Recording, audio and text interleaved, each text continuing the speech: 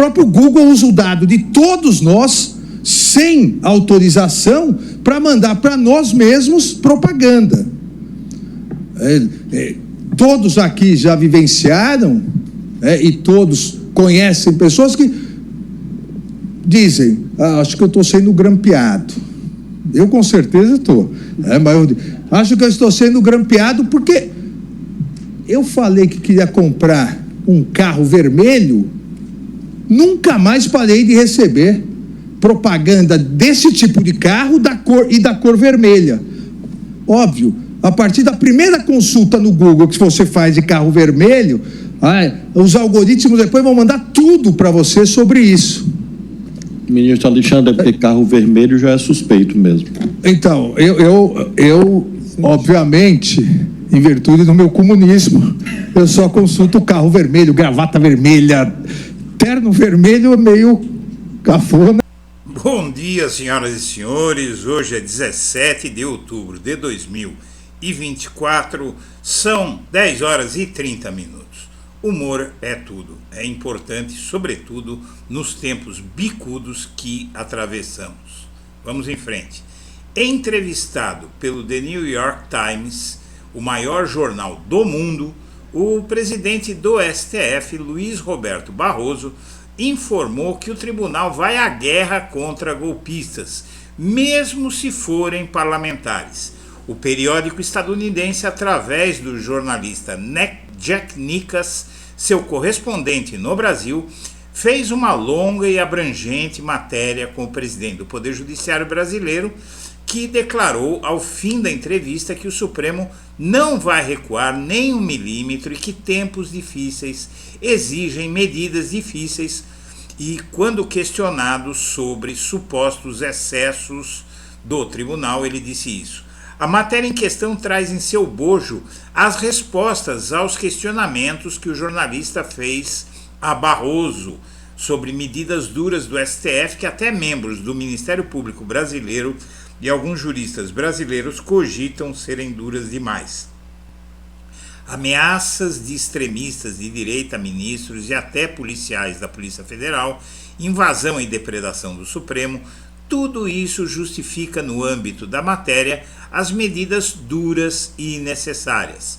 Mais do que uma prestação de contas ao mundo, Barroso mandou um recado à famigerada Comissão de Constituição e Justiça, que tem tentado intimidar o tribunal.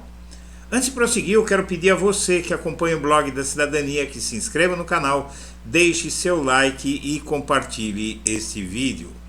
Muito bem, vamos à matéria do The New York Times.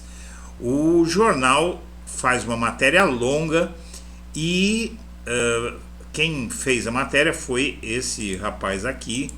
Vamos até colocar uma foto dele, abrir a foto dele aqui para você ver.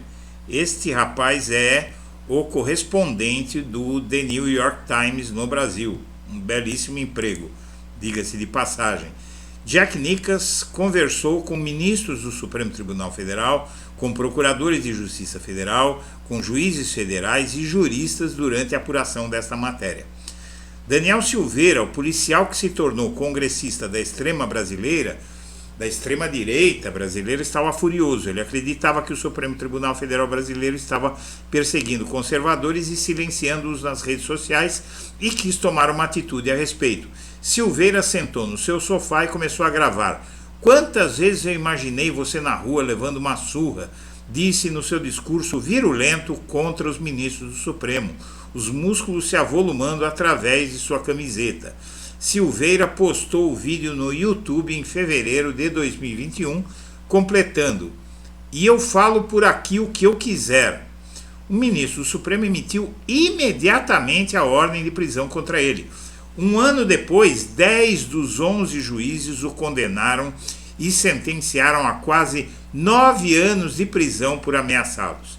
Jair Bolsonaro, então presidente do Brasil, perdoou Silveira, mas o Supremo anulou o perdão de Bolsonaro. Hoje, Silveira ainda cumpre sua sentença. Não há margem para recursos além do Supremo.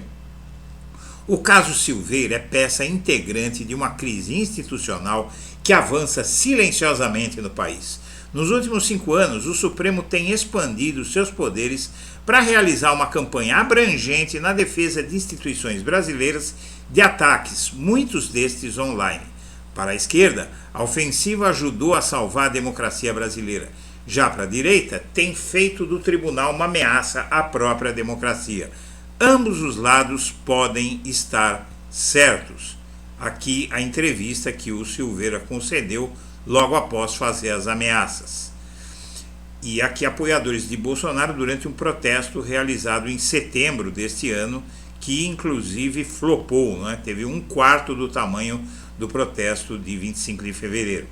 O Supremo começou sua campanha logo após Bolsonaro se tornar presidente em 2019, com um ato extremamente incomum.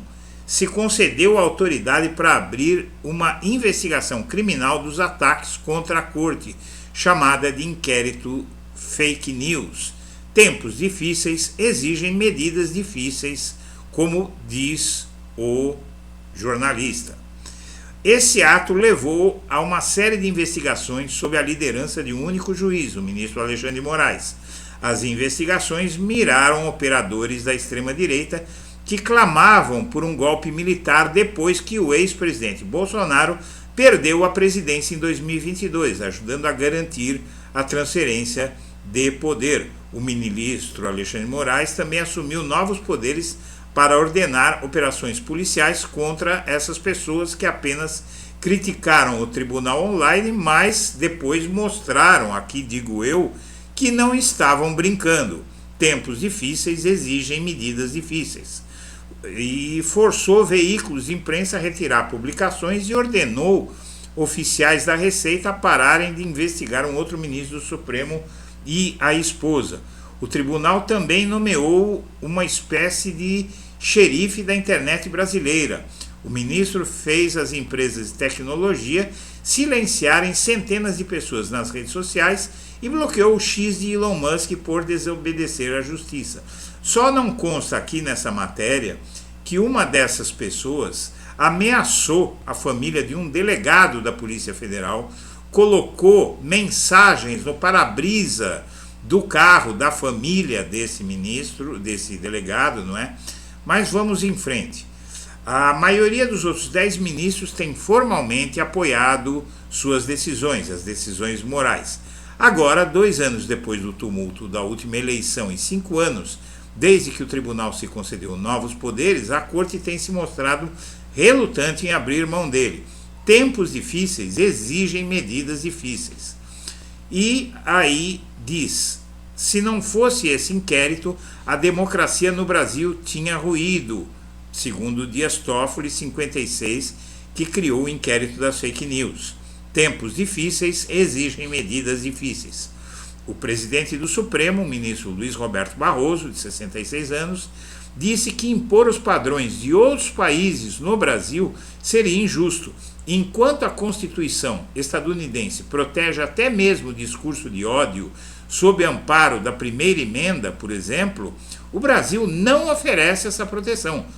E o Barroso explica, os países têm circunstâncias diferentes e uma democracia jovem como a brasileira precisa se proteger de riscos reais, porque aqui é um país que acontece golpe toda hora. Nós já tivemos inúmeros golpes, aqui estou dizendo eu, ao longo da história desse país.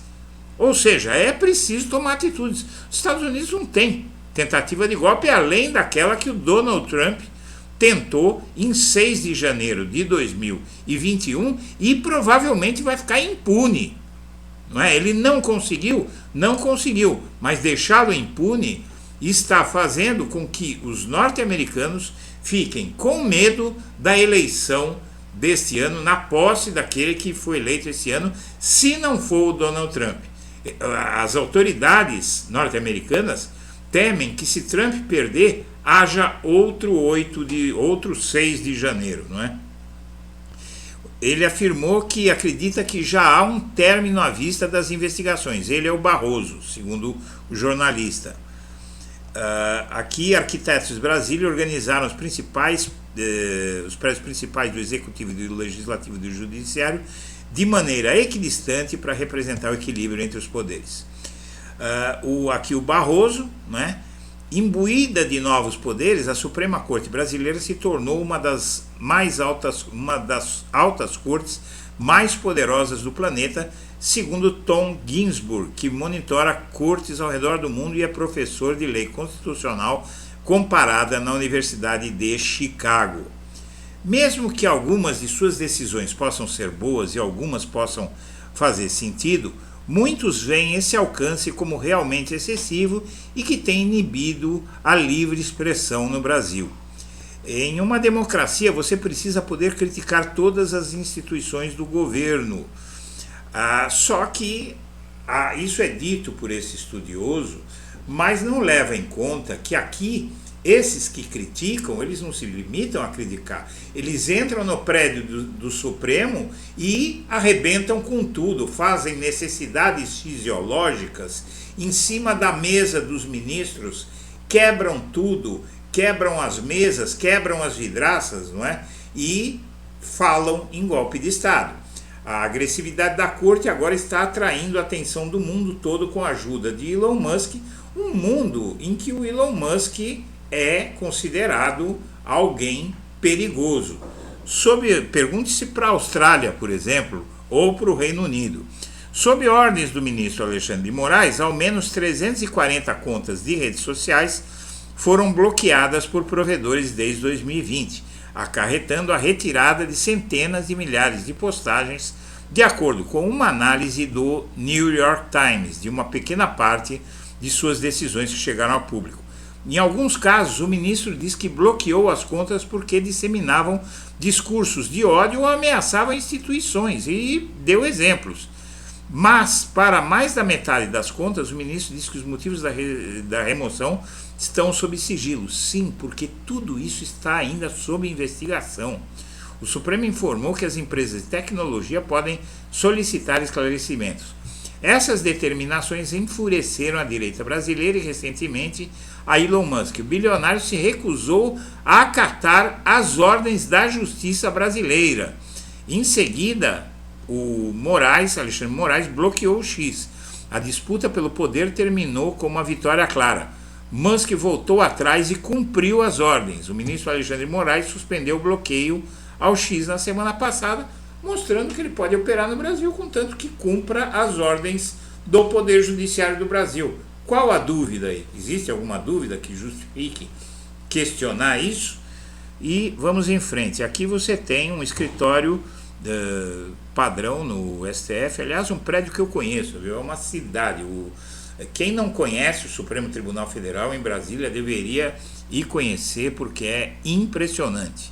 E impressionante também o gabinete dos ministros. Eu estive em 2012 no gabinete de Ricardo Lewandowski, que me convidou para ir lá após eu fazer um desagravo a ele, que tinha sofrido ataques durante a eleição de 2012. Um mesário se recusou a dar a mão para ele, etc., porque ele não condenou José Dirceu.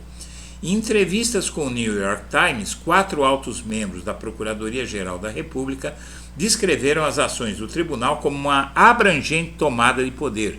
Disseram que o tribunal carece de uma instância para a prestação de contas por seus atos e criticaram o fato que as investigações têm se arrastado por anos sem chegar a soluções. O Ministério Público não está muito satisfeito, porque o próprio Ministério Público tem sido alvo de críticas, sobretudo, por exemplo, Augusto Aras e outros, como o Rodrigo Janot, né, que fizeram coisas que realmente é melhor nem comentar para não perder tempo, porque é muito longo o assunto. Salvamos a democracia, não tem dúvida. Acho que o Supremo teve um papel real nessa questão, disse o procurador Ubiratã Caseta, mas o custo disso é que me preocupa. O caso de Daniel Silveira demonstra o cerne da crítica às ações mais recentes do Supremo. Há momentos em que a Corte tem sido vítima, investigador e juiz, tudo ao mesmo tempo. Os ministros discordam, disseram que a vítima no caso é a democracia e não eles, os ministros. O advogado Silveira não respondeu a um pedido de comentário. Quem assistiu ao ataque de Silveira ao STF, em que ele disse que iria espancar até a morte ministros do Supremo, achar que isso é normal chega a ser doentio. Alguns juristas disseram que o Supremo respondeu de forma adequada ao movimento bolsonarista porque a Promotoria-Geral da República deixou de agir, ou seja, Augusto Aras. Mas eles se preocupam diante da continuidade das ações do tribunal, uma vez que as ameaças se atenuaram. Tempos excepcionais exigem medidas excepcionais, disse Tiago Amparo, respeitado advogado de direitos humanos que tem apoiado o Supremo. Mas quando não há mais tempos excepcionais, não há mais necessidade de medidas excepcionais. É simples assim, minha amiga, meu amigo. Os brasileiros estão divididos. Uma pesquisa de opinião da Pew Research Center desse ano diz que 47% dos brasileiros criticam essa postura do judiciário e 45% dizem que é uma boa influência. Ou seja, a sociedade está dividida ao meio. Diferentemente da Suprema Corte estadunidense, que decide de 100 a 150 questões de constitucionalidade por ano, o tribunal é praticamente seu próprio sistema judiciário, julga 100 mil casos por ano e está virando uma corte criminal. E também, os ministros têm mandatos vitalícios para terem independência, que é muito bom para a democracia. E no começo de 2019, reportagens da imprensa sugeriram que a enorme operação anticorrupção Lava Jato estava começando a investigar ministros, e sem que a lei brasileira permita. Né? Isso que faltou aqui a matéria especificar, porque parece até que é um absurdo, mas não é. A Lava Jato não tinha autoridade para investigar ministros do Supremo. No dia seguinte, o ministro Toffoli abriu o inquérito das fake news. Ele usou o termo em inglês já popularizado por Donald Trump, fake news. E aí, quando você chega no fim dessa matéria, que é muito longa, você já conseguiu entender o teor dela, o que acontece? Vamos para a parte final. Uma semana após a posse do presidente Luiz Inácio Lula da Silva, em 2023, centenas de apoiadores de Bolsonaro invadiram as sedes dos poderes em Brasília, incluindo o Supremo Tribunal Federal, exigindo um golpe. Eles fracassaram e o ministro Moraes relatou mais de 225 condenações desde então, algumas delas a 17 anos de prisão. Ele também enfraqueceu Bolsonaro. O Tribunal Superior Eleitoral, liderado pelo ministro, decidiu que o ex-presidente não poderia concorrer nas próximas eleições porque tentou minar o voto de 2022. O ministro Moraes também autorizou operações policiais contra Bolsonaro e muitos de seus assessores em 3 investigações separadas. Bolsonaro chamou as investigações de perseguição política, apesar, falta aqui na matéria dizer que ele roubou joias, usou o avião da presidência para levar joias que tinham sido dadas ao Brasil para vender nos Estados Unidos, usando o avião do Brasil, combustível do Brasil, ministros de Estado e até generais pagos pelo Brasil para vender as joias para ele. E aqui uma foto do quebra-quebra em Brasília, ou seja, a própria matéria ela tem os elementos que mostram por que o STF tem que ser duro. Nas entrevistas, os ministros disseram que a democracia do Brasil continua sob séria ameaça, e continua mesmo. Veja que eles estão tentando tirar poderes do Supremo, ameaçam dar golpe toda hora, e criticá-los é um ataque a seus esforços para proteger a democracia. Disse o Barroso: nós estamos lidando com gente perigosa, é preciso não esquecer isso. Aí o jornalista pergunta: mas o que acontece se o tribunal errar? Aí o Barroso responde o seguinte: alguém deve ter o direito de errar por último. Eu acho que nós não erramos, mas a última palavra é do Supremo. O Barroso, ele parafraseou Rui Barbosa. Veja só, a frase: em todas as organizações políticas ou judiciais há sempre uma autoridade extrema para errar em último lugar. A frase é de Rui Barbosa, proferida em debate com o senador Pinheiro Machado. A frase foi dita em referência ao Supremo Tribunal Federal, que, apesar de não ser infalível, tem a prerrogativa de ser a última autoridade a errar em matéria constitucional. Rui Barbosa foi um jurista, político, diplomata, tradutor e jornalista brasileiro. Ele foi presidente do Instituto dos Advogados Brasileiros, IAB, entre 1914 e 1918.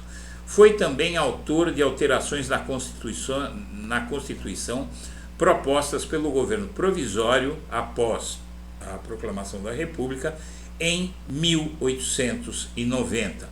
Minha amiga, meu amigo, vamos em frente.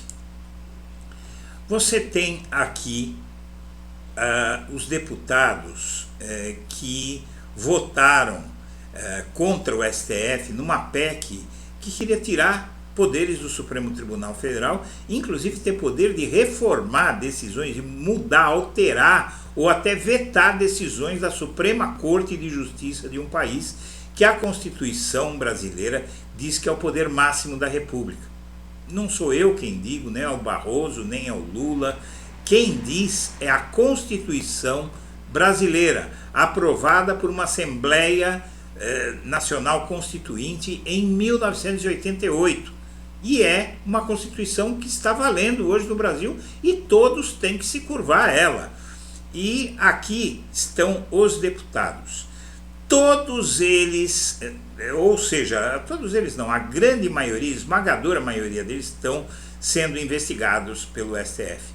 Bia Kicis está, a presidente da CCJ, está para ser investigada a pedido da PGR por conta de que ela fez ameaça a povos indígenas.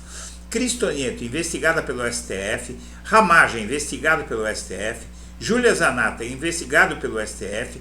Luiz Felipe de Orleans e Bragança, o deputado príncipe, investigado pelo STF. Marcos Polon, investigado pelo STF. Marco Feliciano, investigado pelo STF. E aí, por aí vai. Marcel Van Hatten, investigado pelo STF. E por aí vai, não é? Você tem vários deputados aqui, olha, é uma lista grande. Seria preciso checar todos, mas a grande maioria está investigada pelo STF. Inclusive esse deputado aqui virou alvo de investigação no STF após chamar delegado de bandido e mover contra ele uma ação que terminou em ameaças à família dele. Veja que colocaram mensagem ameaçadora no vidro traseiro do carro da mulher dele, que quando ela foi levar as filhas para a escola. Veja bem, a mulher de um delegado federal. E ele passou a ser investigado pelo Supremo. O Nunes Marques o STF vai julgar, graças a 2 deputados, o Paulo Pereira da Silva, do Solidariedade, e o pastor Henrique Vieira, do PSOL, que também é deputado, pediram que o STF, provocaram o STF para que julgue essa PEC, a inconstitucionalidade dessa PEC. E aqui a matéria diz que o Nunes Marques, que é o ministro bolsonarista, traçou estratégia para a ação do Paulinho da Força. E agora tem outra ação também, que também vai ficar com ele, que é do deputado do PSOL. A ação chegou ao STF no momento de crise entre o Legislativo, com potencial de agravá-la ainda mais. Por isso, além de comunicar Paulinho da Força, que vai discutir o tema com os demais integrantes do STF, o Nunes Marques informou que nos bastidores que vai pedir informações da mesa diretora da Câmara e um parecer da PGR antes de tomar qualquer decisão. Mas, de qualquer forma, tudo que ele decidir vai ser revisto pelo Senado. O STF vai para cima dessa turma. Divergências dificultam resposta do Congresso ao STF sobre emendas. Essa matéria, ela mostra o seguinte, que uma das razões para esse ódio todo contra o STF é que o STF acabou com o orçamento secreto, acabou com as emendas que eram a dinheirama, bilhões de reais que eram dados aos deputados e senadores, sem que eles dissessem o que iam fazer com o dinheiro. Acredite você se quiser. Isso foi instituído pelo Jair Bolsonaro. E o Barroso marca julgamento sobre a responsabilidade por provedores, por posts de provedores das redes sociais, por posts de usuário. Então eu fecho a matéria com essa medida que é uma bomba. Até o fim do ano o STF vai julgar as redes sociais e vai responsabilizar as redes sociais pelo que os bolsonaristas e os sem noção fizerem nessa rede. E aqui o Barroso está mostrando que está querendo seguir o caminho de Alexandre de Moraes. Senhoras e senhores, eu agradeço a atenção e deixo meu abraço para todo mundo.